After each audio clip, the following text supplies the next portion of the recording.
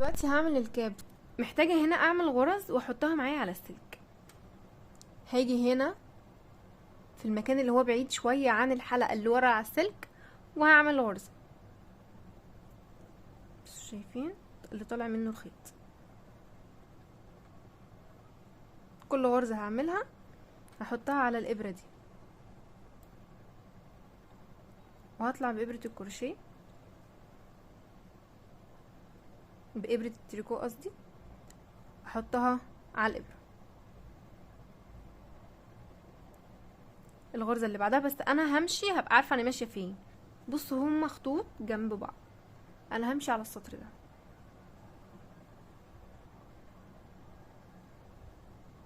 كل غرزة هعملها بطلع بيها اوسعها كده بقى بروح احطها على الابرة وهكذا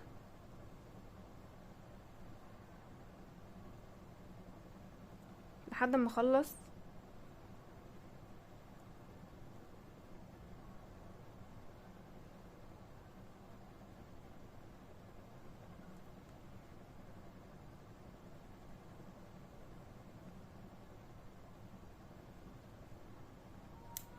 انا خلاص خدت لحد 5 سنتي اللي بعد الكتف بس، وهاجي هقص الخيط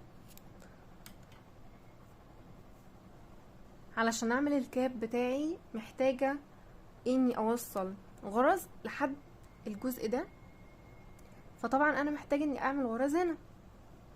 تمام، اول حاجة هعملها ان انا احط الغرزة اللي فيها الماركر دي على الابرة. بعد كده هبدأ ان انا القط غرز جديدة معايا.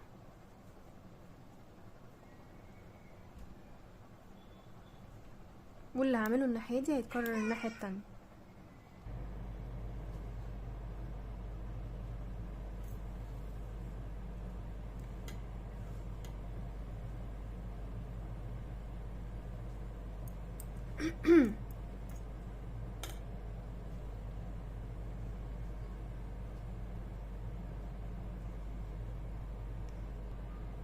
وهاجي من النص واعمل غرزة، وركز ان انا بعمل الغرزة بالخيط بتاع البداية. هعمل ايه دلوقتي؟ هربط عشان اشتغل براحتي والخيط ما يتفكش مني كل شوية ويتزحلق. كل غرزة هطلعها هعمل ايه؟ هحطها على الابرة التريكو بتاعتي. خلاص كده، واسيب الابرة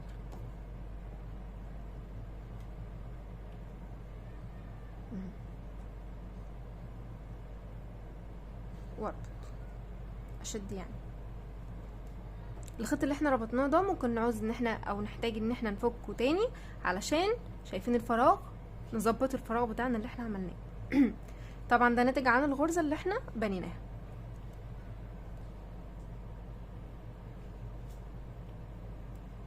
وهحتاج اسحب غرزة كمان، وزي ما انا كده بروح حطاها على الابرة واسيب.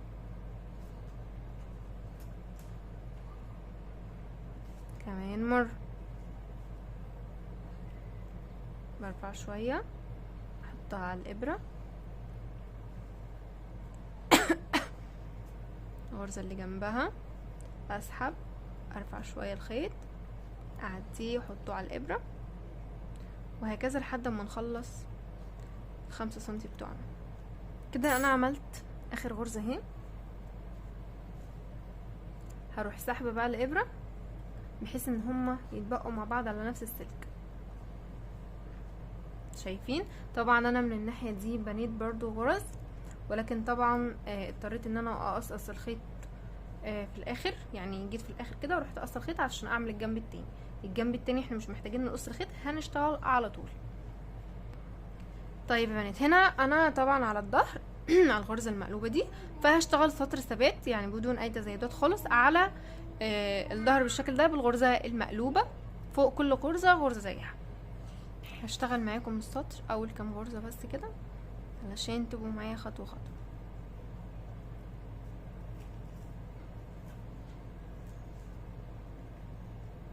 لو في غرزة محتاجين تعدلوها تصلحوها، مش واخدين الخيط مظبوط، تقدروا تطلعوها بكل سلاسة زي الغرزة اللي جاية عليا دلوقتي.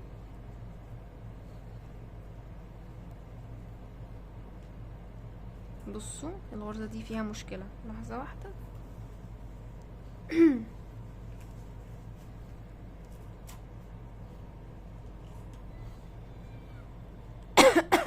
مش متاخدة مظبوط.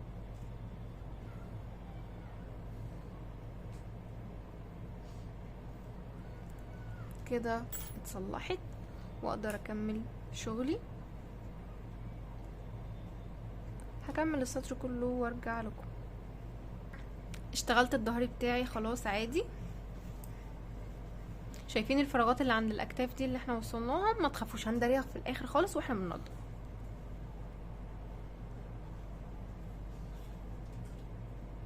طيب السطر ده هشتغل جوه كل غرزة غرزتين. انا هوريكم، انا عملت بس الاولى كده بسرعة، هعمل غرزة عادية خالص بس مش هطلع. هاجي في الضلع اللي ورا وهدخل فيه كده لنفس الغرزة واعمل لفة واعديها واطلع بالحلقة.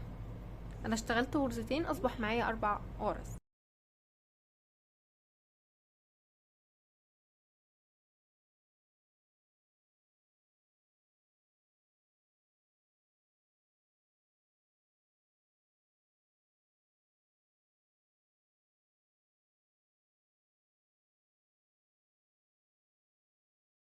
هشتغل السطر كله بنفس الطريقة. بعد ما اشتغلت في كل غرزة غرزتين، طبعا بعد كده الف الشغل هيبقى معايا الشغل على الغرزة المقلوبة. هشتغله بدون اي تزايد، سطر ثابت بدون اي تزايد. هشتغل السطر بتاعي كله غرزة مقلوبة. خلصت يا بنات السطر ده، هلف الشغل بتاعي برضو هشتغل غرزة عدلة فوق كل غرزة غرزة لوحدها بدون اي تزايد. انا هشتغل شوية وهقول لكم وقفت عند كام سنتي. كده اشتغلت يا بنات طول الايس كاب 35 سنتي. اشتغلت اخر سطر في الظهر بتاعي اهو، وسبت مسافة كده وقصت الخيط. هاجي كده الناحية التانية وهقفل بنفس الطريقة اللي انا قفلت بيها الكم. هجيب الابرة الكروشيه بتاعتي وهشتغل السطر كله منزلقة. احنا اشتغلنا الجزء ده مع بعض قبل كده، هوريكم غرزة اهو. بنسحب الغرزة الاولى وبنسحب الغرزة التانية وبنعدي الغرزة التانية من الاولى، وهكذا نسحب غرزة من على الابرة ونعديها من اللي قبلها، وهكذا لحد ما تخلصي السطر كله. وهنقفل، هنحط بقى الجزئين دول كده قدام بعض وهنقفلهم بنفس طريقة الكم. هخلص انا وارجع لكم. اخر غرزة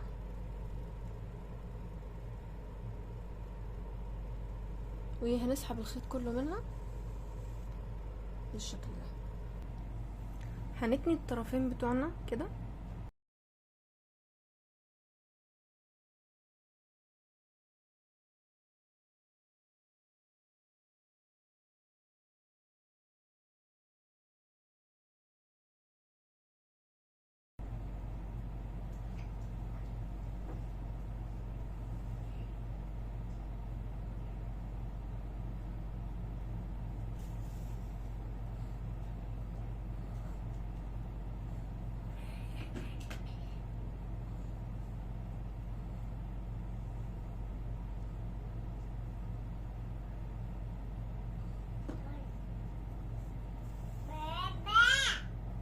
زي ما اشتغلنا الاكمام هنشتغل الكاب.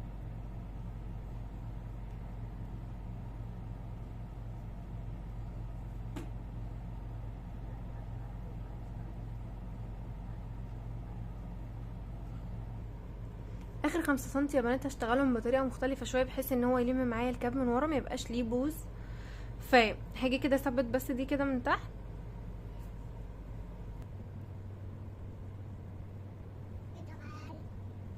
هعمل عقده بحيث لما اجي اثبت الباقي ما يتشدش معايا.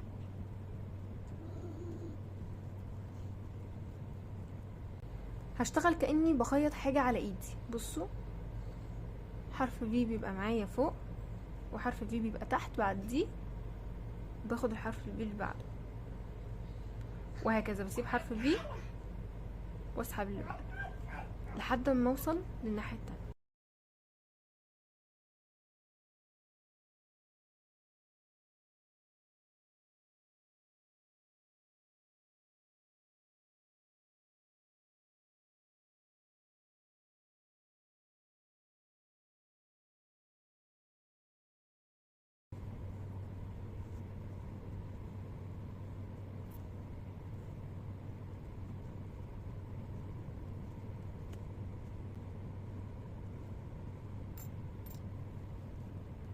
نتأكد ان احنا شادين كويس قوي،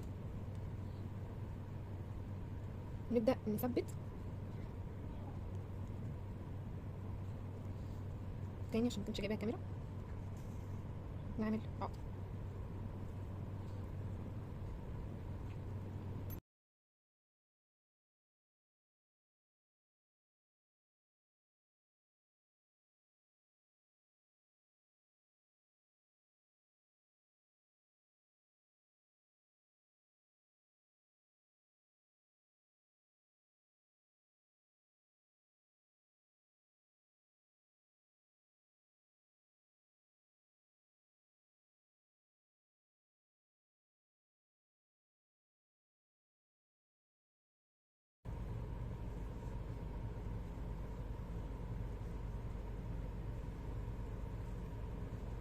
بدل ما تديني شكل مثلث وحاد قوي من فوق ومش لطيف، اديتني شكل دوران. وطبعا احنا هنعرض الجزء اللي من قدام علشان بقدر الامكان دي تكون لتحت شوية، مش فوق الدماغ من ورا على طول. دلوقتي هنشتغل الكم. عايزاكم تركزوا معايا في الحتة دي. التريك دي اللي انا هوريها لكم بتعمل ايه؟ بتكون مخليه تحت الابط عندي مرتاح، والكم بتاعي مش مكلكع خالص. يعني هيكون تناقص بسيط، 4 تناقصات في 4 سطور. هوريها لكم دلوقتي واحنا بنشتغل. انا هشتغل الكم معاكم تاني اهو. هشتغل الكم التاني معاكم هيكون بالمنظر ده، وهنبدأ ان احنا نلقط الغرز من هنا. دلوقتي هبدأ معاكم. شايفين التناقص بتاعي عامل زي السلم، وفيه حروف الفي اللي فوق دي جنب بعض. هاجي هنا في البداية وهشتغل بالمنظر ده.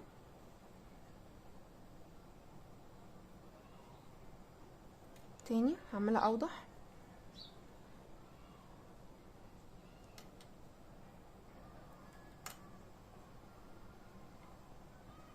هاجي هنا جوه حرف الفي اللي فوق ده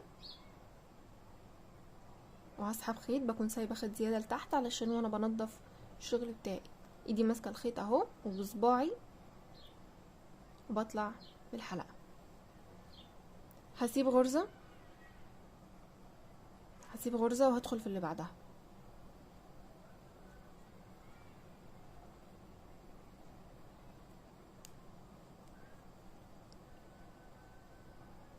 هسيب غرزه وهدخل في اللي بعدها.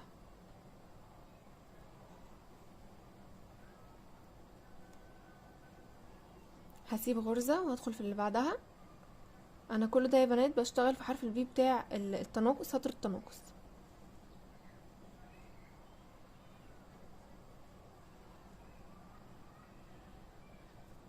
هسيب غرزه وهدخل في اللي بعدها.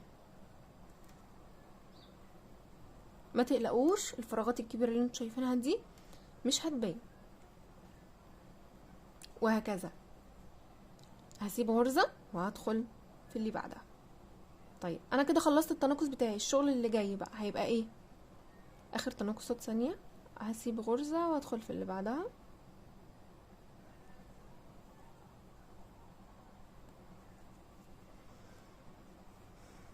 لما هلاقي الشغل بتاعي اللي جاي بقى اللي هو المستقيم ده، هشتغل برضو في غرزه وغرزه لا.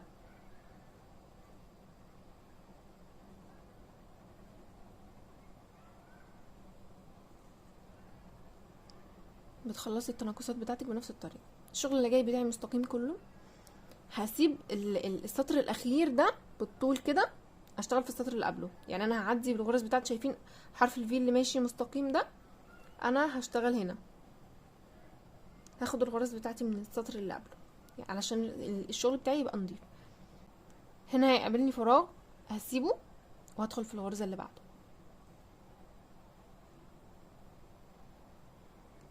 الفراغ اللي جاي هسيبه وادخل في الفراغ اللي بعده.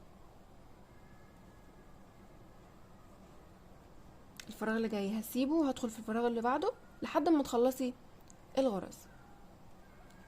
انا مجموع الغرز معايا هيطلع 71 غرزة، هعملهم كلهم وهرجع لكم. دلوقتي هبدأ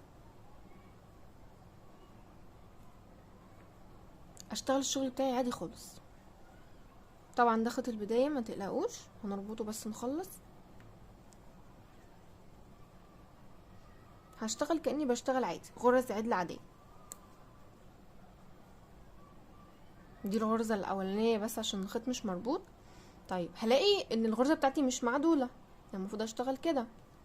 طيب في الحالة دي انت المفروض هتعدليها وتشتغلي زي ما احنا متعودين في التريكو، ولكن انا هنا عايزه الغرز بتاعتي ضيقه، لان السطر الاولاني ده هو اللي بيربط لي الكم بالبلوفر، وهو اللي هيكون الشكل العام. لان بصوا الشكل هنا ده الكم المتركب اهو، بصوا شكله عامل ازاي، شايفين؟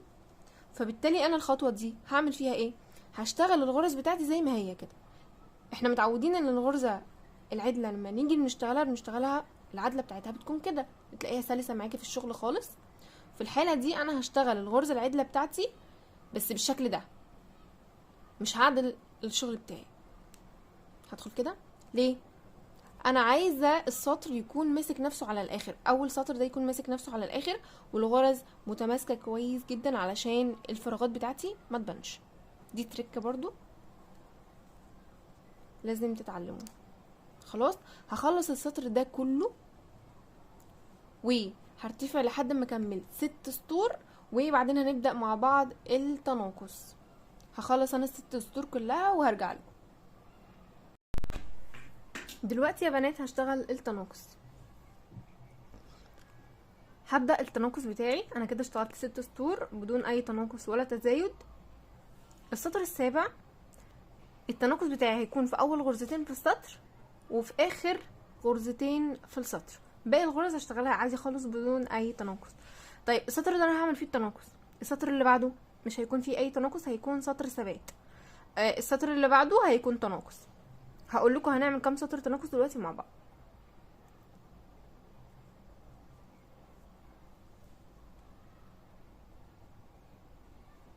كده خدت غرزتين مع بعض وهشتغل، هكمل شغل بقى بدون اي تناقص لحد الغرزتين دول وهاخدهم مع بعض، هوريكم برضو هعملها ازاي. اخر غرزتين اهو،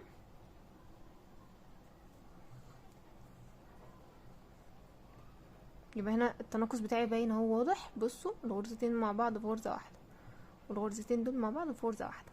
بعد كده هشتغل سطر الثبات فوق كل غرزه لنهايه السطر. التناقصات بتاعتي هتكون على 4 سطور ما بين كل تناقص وتناقص سطر ثبات. اشتغلت السطر الثبات، بعد كده هرجع تاني اكرر بنفس الطريقه. اول غرزتين مع بعض هشتغلهم تناقص،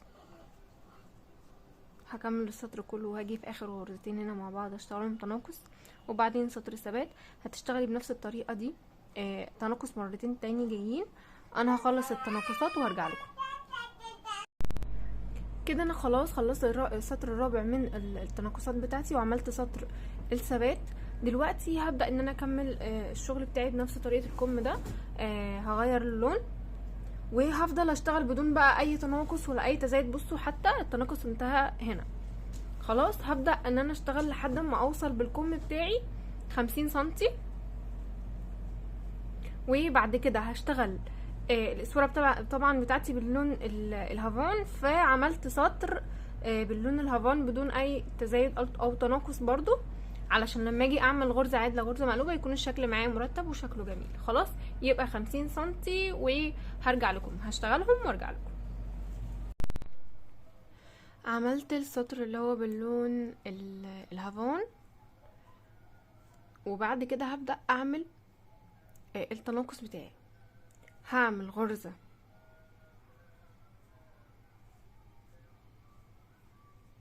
عدلة واحدة، بعد كده هعمل تناقص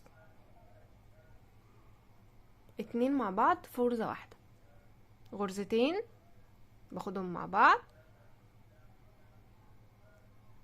في غرزة واحدة. الغرزة اللي جاية هشتغلها لوحدها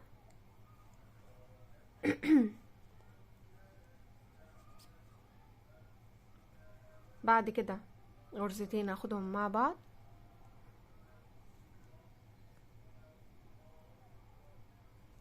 الغرزة اللي جاية غرزة لوحدها لحد ما اخلص السطر كله يا بنات. لو انتوا بتشتغلوا بإبرة زي كده كبيرة شوية، فبالتالي هوريكم الخطوة دي. انا اشتغلت نص السطر الاولاني، نص السطر مخلصتش كله يعني. بعمل ايه؟ برجع شغلي بالشكل ده، خيط ورا، بسحب وبكمل، بكمل عادي خالص. هعمل هنا بقى التناقص كل غرزتين، لا مش كل غرزتين، قصدي الغرزتين دول مع بعض، بعد كده غرزة لوحدها، الاتنين مع بعض واحدة واحدها لحد ما نخلص السطر.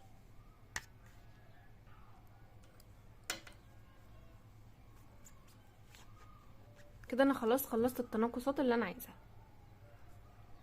الشغل بتاعي بقى هيبقى ازاي؟ هشتغل غرزة عدلة غرزة مقلوبة، غرزة عدلة غرزة مقلوبة لنهاية الارتفاع بتاعي. شايفين انا اشتغلت 21 سطر، هقول لكم دلوقتي هي كام سنتي.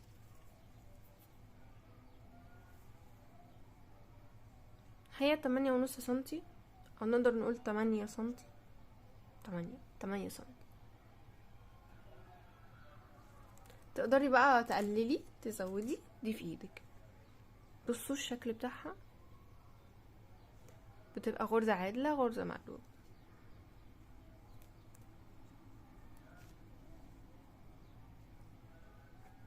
بسم الله. هشتغل كده غرزة عدلة، هجيب الخيط قدام، هطلع كده من الجنب، باخد لفة بالشكل ده واخرج الابرة دي كده غرزة مقلوبة. برجع الخيط ورا الابرة، بعدي بالشكل ده من الشمال لليمين، بلف الخيط على الابرة اللي ورا وبطلع وبسحبها غرزة مقلوبة. بسحب الخيط لقدام الابرة، بدخل من اليمين للشمال في الحلقة، بحط لفة بالشكل ده وبخرج وبنزل الابرة. هشتغل السطر كله وهوريكم السطر التاني اللي هتستمروا عليه لحد النهاية. السطر التاني فوق كل غرزة هتشتغلي غرزة زيها، يعني انا دلوقتي عدلة مقلوبة عدلة مقلوبة بكل بساطة. شايفين الخيط عندي اهو، بنرجعه كده ورا. لازم طول ما انا هبدأ بالغرزة العدلة ده لازم يكون فوق الابرة كده، وهبدأ شغلي كده. طب لو انا هبدأ بغرزة مقلوبة لازم الخيط ده يبقى كده والابرة هي اللي تبقى فوق، واعدي من الشمال واخد لفة واطلع خلاص. بس انا هبدأ بالغرزة العدلة، اصبح ان الخيط هو اللي هيكون فوق الابرة. بصوا اهو، بعد كده مقلوبة، بعد كده عدلة، بعد كده مقلوبة. هشتغل بنفس الطريقة دي لحد ما اخلص ال8 سنتي بتوعي. دلوقتي انا خلاص خلصت وهبدأ اني اقفل الشغل بتاعي. طيب السطر بتاعي طبعا لازم يكون بادئ بغرزة عدلة علشان الشغل يكون مظبوط. طب لو هو بادئ بغرزة مقلوبة هرحل الغرزة المقلوبة لورا على الناحية اللي ورا. خلاص هاجي كده، طبعا شكل الخيط بتاعي طالع بالمنظر ده كده اهو. هاجي هنا بين الغرزتين اعدي من ورا كده وهطلع شدة ماشي. هاجي هنا هدخل في اللوب ده وهطلع منه، انا دخلت جوه اللوب. نركز هنا، طلعت من نفس اللوب بس من ورا، انا ما دخلتش في الفراغ ما بين الحلقتين كده، لا انا عديت كأني هشتغل غرزة عدلة. بطلع برضو بالمنظر ده واشد، اكرر كمان مرة في اللوب الاولاني وشد، واروح منزلة الحلقة الاولانية واظبطها كده بالراحة اهو، اظبط وضعها. اصبح كده معايا الغرزة المقلوبة والغرزة العدلة. اشتغل ازاي؟ بصوا انا خدت الغرزة دي ازاي وشد، هكرر مع الغرزة اللي قبلها، بطلع كده وشد وانزل غرزة واحدة برضو نظبط شكلها لورا. اصبح اتكرر معايا غرزة عدلة غرزة مقلوبة. هاجي ورا واعدي ما بين الحلقتين واشد، هطلع من هنا للضلع التاني، هخرج كده واشد برضو، وكذلك الامر مع الغرزة الاولانية وهكذا وشد، وبنزل الحلقة واشد شوية. خلاص بعد كده مقلوبة عدلة، باجي اخد كده وكمان مرة بكرر الوضع مع الغرزة اللي قبلها، وبروح منزلة الغرزة وشدها كويس. اصبح ان انا بكرر معايا غرزة عدلة وغرزة مقلوبة. بعد كده لما بنزل الغرزة الاولانية هيتبقى معايا المقلوبة والعدلة، يعني كأننا بنشتغل بالظبط 4 خطوات كده بالترتيب. هخلص السطر كله وهوريكم هنقفل الغرزة ازاي. بصوا اخر غرزتين معايا في نص السطر اللي هو اللي لسه مرحتش عند هنا، يا دوب اشتغلت دول علشان ما يضايقوكيش وهتقولي ازاي اشتغلهم. بتحطيهم كلهم على الابرة، على الابرة نفسها. خلاص، وشرط برضو انك تكون الغرزة الاولانية هي الغرزة العدلة علشان تشتغلي بنفس النمط ويكون سهل عليك الشغل. هكمل برضو وهوريكم هنقفل ازاي الغرزة الاخيرة. اخر غرزتين معايا عدلة مقلوبة، يعني هاجي كده هشتغلهم عادي خالص،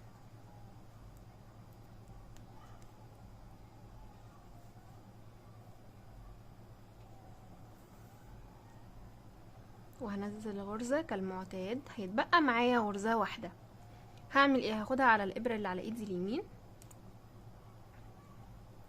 وهسحب حلقة كده، تمام. اللي ورا شديدة شوية فمش هعرف اخد راحتي وانا شغالة، فهحط الضلع اللي انا سحبته ده الاولي، هرجعهم تاني على الابرة. اصبح معايا ايه؟ مقلوبة عدلة. هاخد كده واشد، والاولانية برضو بنفس الطريقة واشد، وانزل الاتنين مع بعض. بعد كده هبدأ انضف الشغل بتاعي، هيبقى معايا بالشكل ده، مفيش اي مشكلة خالص.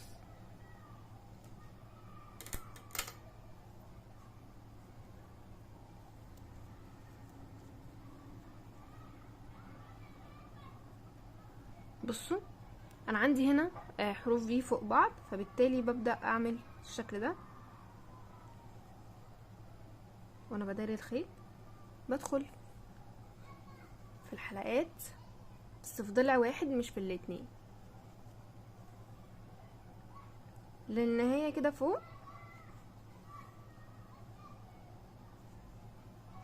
وبعدين بقص الخيط.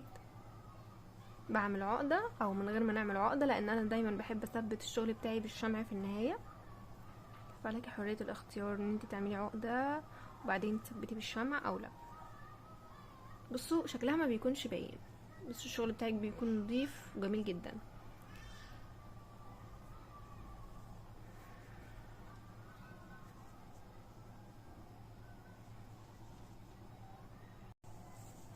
طبعا قبل ما بقص الخيط طبعا بسيب مسافة كده، بلف الخيط مرتين وبعدين بقص، علشان انا نسيت اقول لكم هنسيب خيط قد ايه. دلوقتي يا بنات انا هعمل حدود الجاكيت بتاعي. هاجي هنا في مكان الجنب، وهدخل بالابره بتاعتي. هتشتغلي بابره رقم 3 ستانلس ألمونيوم او بابره رقم 1 ستانلس، عشان انا مش عندي ابره ألمونيوم تناسب الخيط ده. هشتغل السطر كله غرزة عمود، 1 2 3. اهم حاجة عندي ما يكونش فيه فراغات كبيرة. انا هدخل كده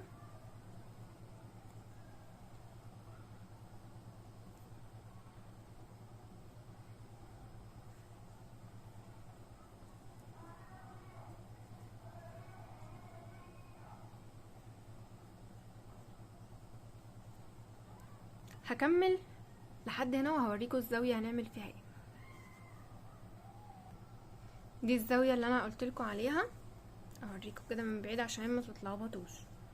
بصوا ده جنب الجاكيت بتاعي، هنجيب كده قبل ما اطلع لفوق. دي الزاوية من تحت. هشتغل في الغرزة بتاعة الزاوية دي 3 عمود بلف. تدخلي في اي مكان.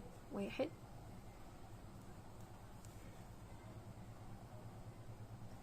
2 3.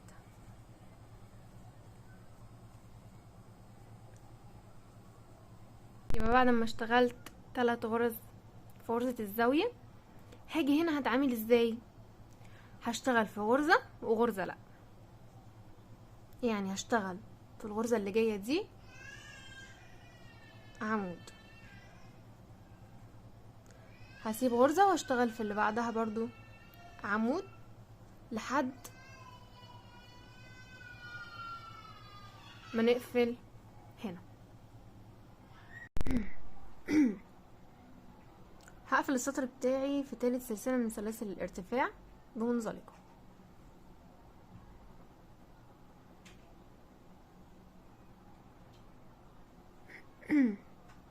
بعد كده هرتفع 3 سلاسل، هاخد لفة، هدخل جوه العمود ده واسحب خيط وهشتغل عمود، هاخد لفة، هاجي من ورا اعدي فوق العمود بالشكل ده بالابرة، هعديها ورا، هسحب خيط وهطلع برضو من ورا واشتغل عمود عادي خالص.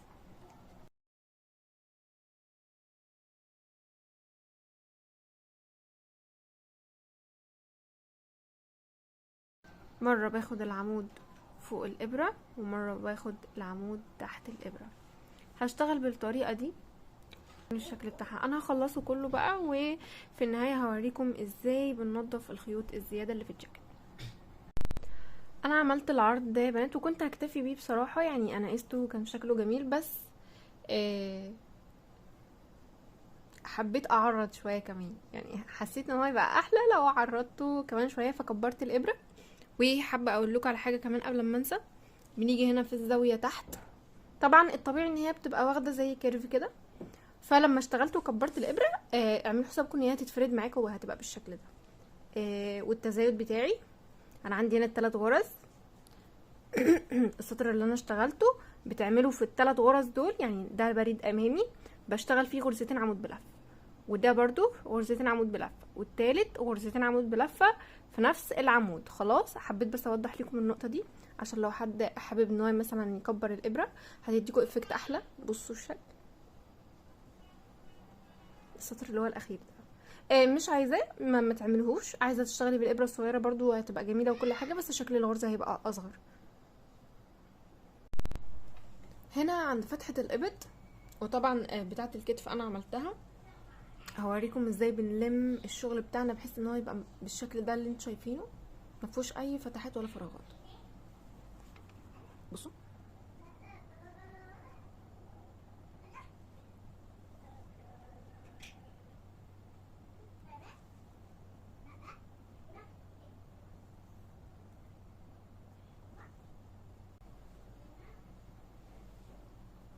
كل اللي انا بعمله ان انا باخد غرزة من هنا وغرزة من هنا، وبحاول بقدر الامكان اني الم الفتحة دي يعني يكون شكلها حلو.